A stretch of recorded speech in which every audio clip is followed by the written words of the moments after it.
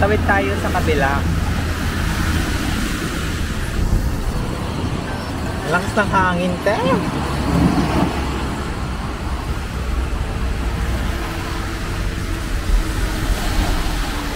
Meron naman tayong 1 hour bago bumalik si Afam. Medyo ang inaantay kasi natin is yung maging kulay red yun, no? Yung traffic light para makatawid tayo. Tagal eh. Napapansin nyo sa vlog, I don't know, yung bibig ko kasi umuusok. Kasi nga single digit degrees dito ngayon. Ang cute na mga dito, mga kotse, paliitan sila. Tapos yung monobela nasa right side. Sa atin kasi nasa kaliwa eh, no? Wala lang, nakaka-amaze lang. Isa sa mga gusto ko talaga matutunan, matutong mag-drive. Diba? Parang iba kasi kapag marunong ka magmaneho. So ito na nga sis, at tatawid na tayo.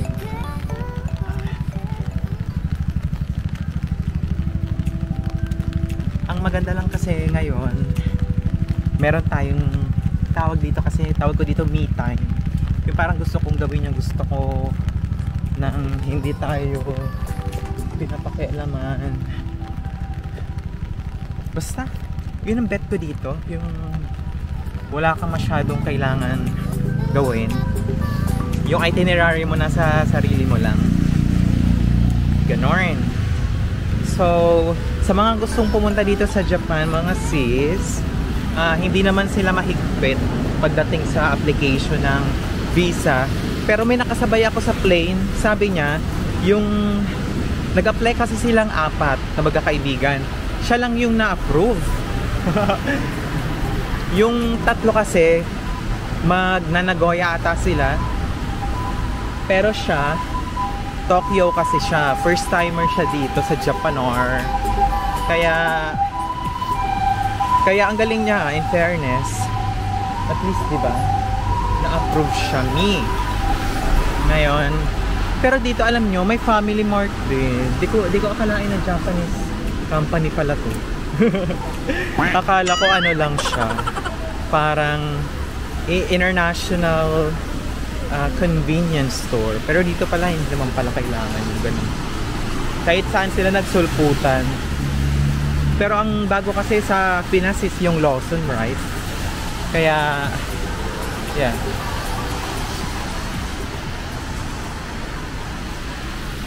Ngayon iikot ulit tayo para masulit natin yung ating pag-aantay kay Afam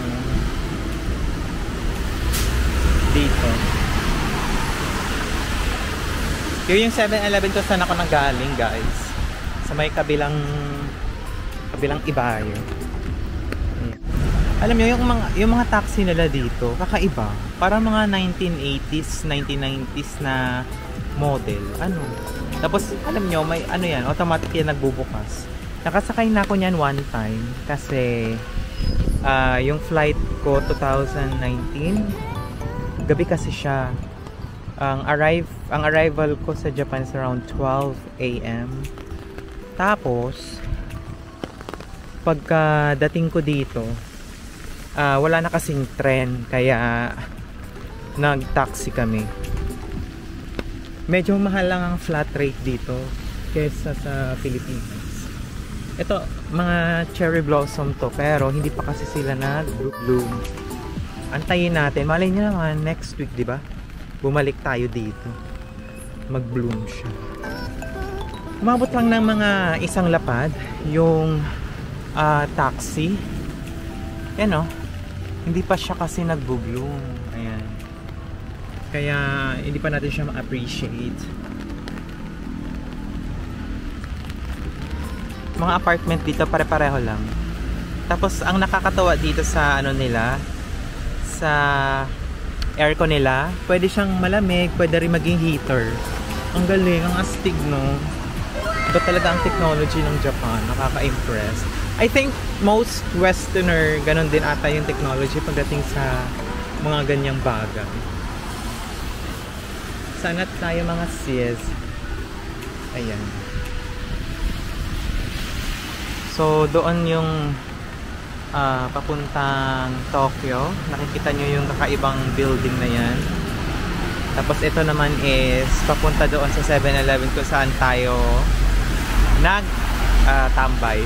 Tambay talaga. Ayan.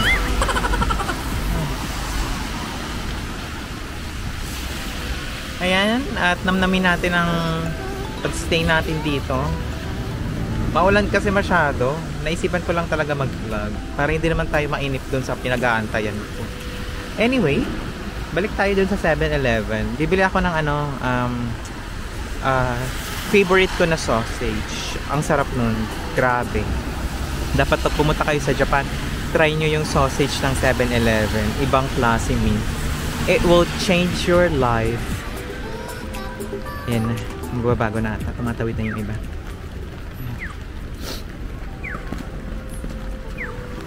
Lamig na ng pa ako.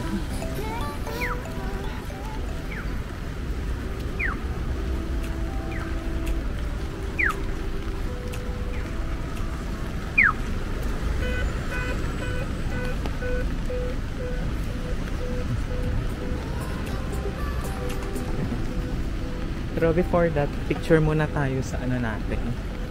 Sa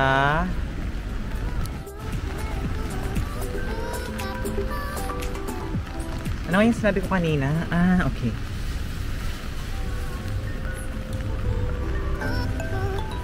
(7-Eleven)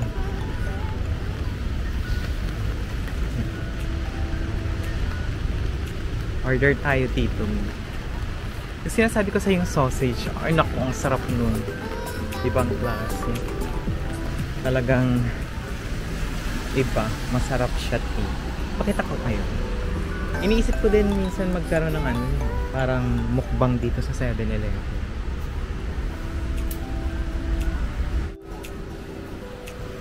Bigyan ko muna kayo ng tour dito. Ito is more on kagaya ng typical lang sa Pilipinas. May mga magazines. Meron din sila different types ng drinks. Isa ako sa mga gusto ditong itry, yung mukbang dito. Mga food, diba? Kasi sobrang masarap ng pagkain dito. Tsaka yung iba dito, naka-sale din.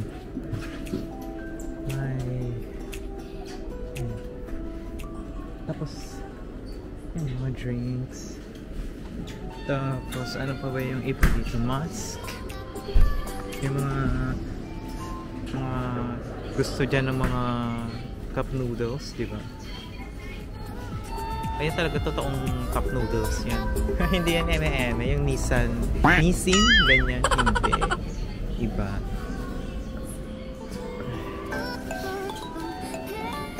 Try natin dito sa kanila. Try natin sa kanila.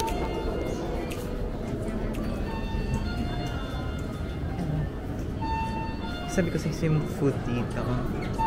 Iba-iba yung food. Sarap.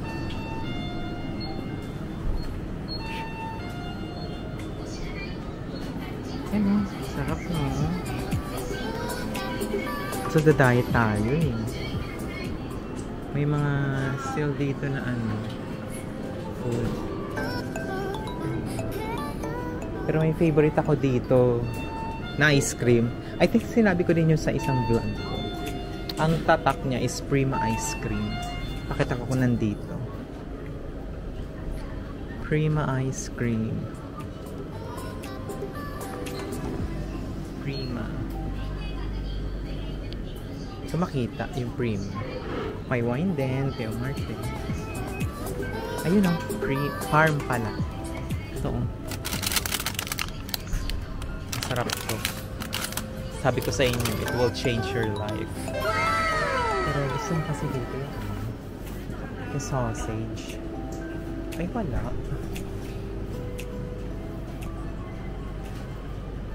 Wala. Ay, sinasen, ano? H. Wala na eh. tayo ng chicken dito tayo. 7-Eleven.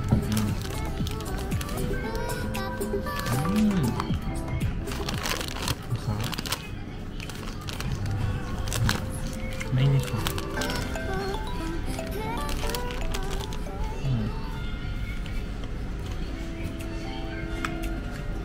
$240. So, end ko na yung vlog natin. See you on my next video. Bye-bye!